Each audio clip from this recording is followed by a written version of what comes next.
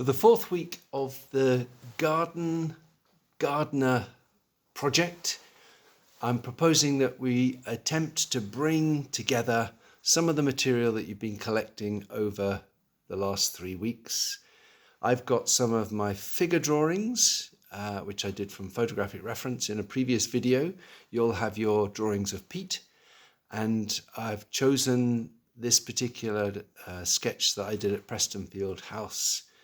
I'm going to combine them in a small oil sketch, and I'm going to begin that oil sketch with, as I'll demonstrate, a bit of sort of drawing with some dark paint, when I'll try out some combinations of the figures in this setting, and I'll talk you through my reasoning, and I hope that that will be useful to you when you attempt to combine some of your figures, if you want to include figures, or some of the material that's in the sketches of the different locations.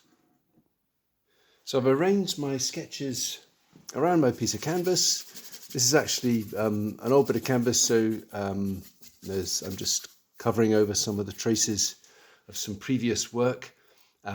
So this is about A4, and I'll be issuing people who come to the studio on Monday with some such piece of white canvas. So I'd suggest you start by tinting it in some way with some burnt umber. And then I'm going to sketch out my idea, combining the elements in these sketches. I've taken recently to starting paintings with, this is a number 4, it's a Da Vinci synthetic brush. It's actually a soft brush, you can see. A little bit like a sable brush, so it's a soft brush that will pick up some fluid paint, and I'm beginning with some burnt umber and making a kind of drawing, really, and I think this is a really useful stage for experimenting with different compositions. There's not much paint involved, and it's monochrome. That is to say, I've tinted the canvas, and I'm now drawing with brown burnt umber. Because I tinted the canvas with wet paint, it sort of smudges and softens a bit as I draw, which I think is quite a nice effect, because what I'm putting down here, I'm not committed to too much, but I'm just experimenting now with this first idea, which is to include that part of the garden with the steps and the urns, the pots and things. And then I'm extending this lawn, and I'm going to put my gardener, my wheelbarrow gardener. Now, I'm not quite sure, I've just sort of plumbed for this position. I don't yet know if he's too big or too small, too high, too low. In fact, can it work? Anyway, this is to demonstrate to you that I believe this is a good way to work. I'm trying it out, but because I'm sketching it with the brown paint on this wet surface, I'm just getting a faint impression. And from that, I can then decide, maybe he's too close to the urn. Sort of logically, he's too close to the urn. He could bash his bare knees on it or something. That's the first part of my idea. I think it can work, actually, and I might even make slight changes to the steps in order to make it work. Anyway, that's where he is according to, those are the shapes that he makes according to my sketch. But I also wanted to have another gardener in, because I think, with all the drawings that you did of peat, it might be quite nice to make this if you're going to include figures, why not go for broke and have more than one figure? And so I'm going to put the young lady watering the plants at the top, And actually, I wished I'd turned her round. I don't think I could try that. Anyway, so a little bit of logic here. I've got to apply a bit of logic. That's all the bushes and trees and things. Maybe she could be watering them, but she's at a higher level. But she's bending over, says he. I don't think I'm going to put her too high. But again, as I've tried to suggest, I think it's quite good to, if you use this approach, then you can try things out a little tentatively. And if they don't work, for example, she's probably got to be much smaller, I think, to really work. Anyway, I think she could be up there somewhere. That could work, but I wouldn't mind a slightly better reference. As you know, you can flip these, if you have photographs or even drawings, you can flip them quite quickly on your computer. So let's bring her in there like that. So something along those lines. That would be my first stage. I've tried to demonstrate how you can put things down a little bit tentatively and then possibly change them if necessary. He's a little bit close to all of that, but I think I'm going to leave it, because I think unless I suddenly discover, as I've said, illogical things that he can't actually stand where he's standing. Is that leg too close? In fact, that leg should be over there. Okay, we've got a few changes. No, I think I'm just going to go for that and move on to the next stage. So his foot might be a little bit covered by some of the steps of that thing. So the next stage really would be to, I would suggest, a little bit more drawing. Having placed these figures, I mean, it's perhaps unhelpful that I've decided that I've placed them just right. It might be better if I move things around to show you that that is possible. I think she's leaning forward, and then she's got a much straighter sort of fall to her skirt. So my first stage then is to place these figures in their setting.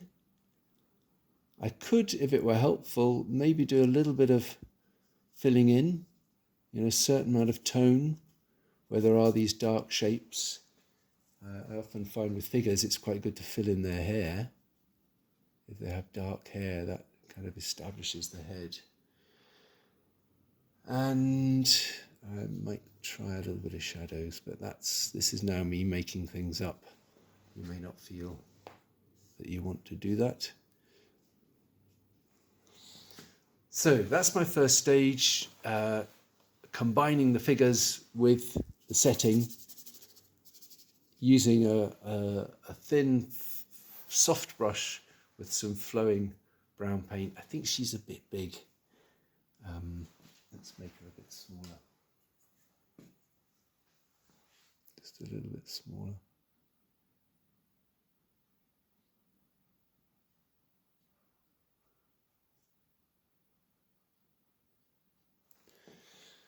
Okay, and then the next stage is I'm going to mix up some colours. I'll start with the big areas. So I'm going to make some green for the lawn, some off-white for the sky, and maybe some green for the tree. And I'm going to block those in. I'll probably use bits of card. So I'll begin with this big area of the lawn, and you'll see I've picked up some of the green mix on a piece of card. And I'm just going to block in those areas. So will say something about these mixtures, because I think I've got a fairly warm green for the lawn. So working with the big areas first, and applying the background, as it were, before the figure. I think that's a good way of, well, the background is bigger areas, so I think that's the first sort of principle. Get the big areas blocked in so that you can see the image begin to evolve, and you can make adjustments perhaps. Well, yeah, and have the influence of the big areas of colour